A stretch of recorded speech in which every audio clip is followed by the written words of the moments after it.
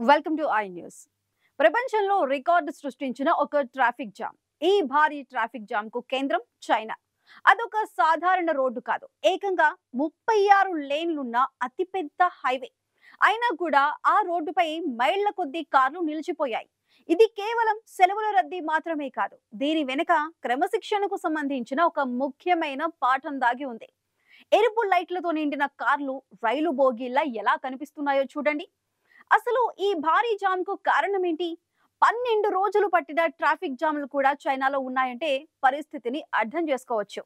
కానీ వేలాది కార్లు ఉన్న చైనా పౌరులు లైన్ ఎందుకు తప్పలేదు?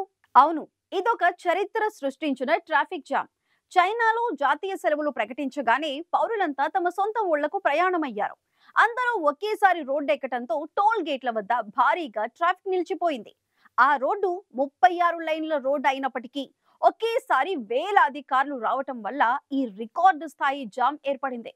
గతంలో కూడా ఇలాంటి జామ్లు 12 రోజులు కొనసాగిన సందర్భాలు చైనాలో ఉన్నాయి.